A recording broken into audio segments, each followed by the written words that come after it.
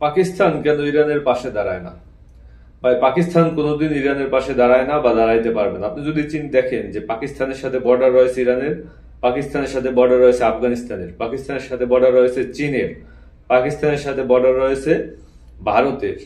তো এই রাষ্ট্রগুলোকে যে কোনো ভাবে হুমকি ধামকি বা যে কোনো ভাবে রাষ্ট্রগুলোকে সাইজ করার জন্য আমেরিকা আর পাকিস্তানকে লাগবে।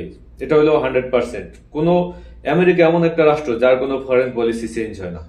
সরকার যাবে, সরকার আসবে, রিপাবলিকান আসবে, ডেমোক্রেটরা আসবে, কিন্তু কোনো কাজ হবে না, তাদের ফরেন পলিসি যেই সেই। অনেকে বলছিলেন যে এই ডোনাল্ড ট্রাম্প আসলে বুঝি বাংলাদেশে আওয়ামী লীগকে প্রতিষ্ঠিত করবে, মোদির হাত ধরে যে কোনো ভাবে হোক শেখ হাসিনাকে আবার বাংলাদেশে এনে তারপর কি ভোট করে তারপর তাকে জয়যুক্ত করে দেওয়া হবে, যে কোনো ভাবে সে আওয়ামী লীগকে প্রতিষ্ঠিত করবে। কিন্তু পুনরায় আমরা দেখলাম হিতের বিপরীত। বরংস আওয়ামী লীগকে প্রতিষ্ঠিত করা তো দূরের কথা, শেখ হাসিনার ব্যাপারে একটা শব্দ মাত্র বা আওয়ামী লীগের ব্যাপারে একটা শব্দ উচ্চারণ করে নাই ডোনাল্ড ট্রাম্প। এমনকি ডোনাল্ড ট্রাম্পের ছবি নিয়েও আপনারা মাঠে নামছিলেন। বাস্তবতা হলো এটাই, আসলে আমেরিকা দেখবে তার ইন্টারেস্ট। আমেরিকাকে যে এমনকি আমেরিকাকে নিয়ে শেখ হাসিনা যত রকমের কথাবার্তা বলছে, যত রকমের বক্তৃতা দিয়েছে, সেগুলো থেকে আসলে আমেরিকার ওই শেখ হাসিনা বা আওয়ামী লীগের ভাগ্য নির্ধারণ করে রাখছে। তো সেই জায়গা থেকে কখনোই তারা তাদের ইন্টারেস্ট যেখানে শুধুমাত্র তাদেরকেই প্রাধান্য দিবে। এবং সরকার যাবে আসবে, ডোনাল্ড ট্রাম্প বলেন, জো বাইডেন বলেন, বুশ বলেন, হেনরি কিসিঞ্জার বলেন, যেই বলেন, সে তার দেশের ইন্টারেস্ট দেখবে। এবং তাদের দেশের জনগণ বা তাদের দেশের রাষ্ট্রপ্রধানকে অপমান করে আপনি কথাবার্তা বললে সেটা অবশ্যই তারা ভালো চোখে দেখে না, যেটা শেখ হাসিনা কিন্তু দীর্ঘদিন যাবৎ বলে আসছিল। এবং কি বলে আসছিল যে 13-14 ঘন্টা 15 ঘন্টা বিমানে পাড়ি দেওয়া সেই রাষ্ট্রে যাওয়ার কি দরকার। তো এভাবে বিভিন্ন রকমের ভাবে বিভিন্ন রকম তথ্য বা মন্তব্য করেছিলেন শেখ হাসিনা। তো সেই জায়গা থেকে আমেরিকার একটা ক্ষোভ আছে, ওটা ওইভাবেই কাজ করে। এবং তাদের ফরেন পলিসিতে ওগুলো সুন্দরভাবে লেখা আছে যে কিভাবে শেখ হাসিনা বা আওয়ামী লীগের সাথে আচরণ কেমন হবে, বিএনপির সাথে আচরণ কেমন হবে, জামাতের সাথে তাদের আচরণ কেমন হবে। সরকার যাবে আসবে, কিন্তু তাদের ভাই আচরণ কোনোদিন চেঞ্জ হবে না।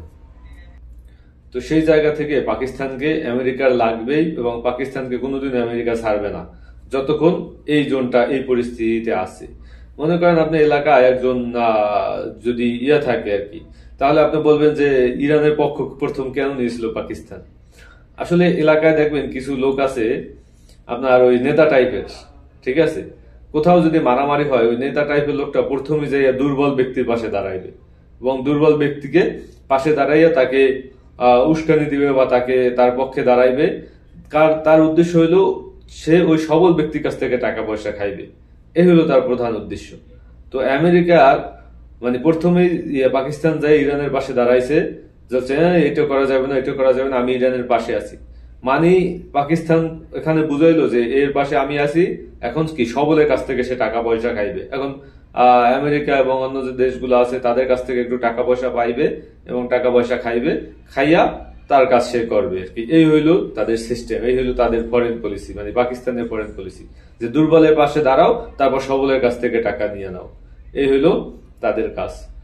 তো আসলে পাকিস্তান ইরানের পাশে দাঁড়ায় নাই বা দাঁড়াইবো না, এবং ভবিষ্যতে যদি দাঁড়ানোর চেষ্টা করে সেটাও ওই টাকা পয়সা দিয়া তাকে ম্যানেজ করে ফেলাইবে।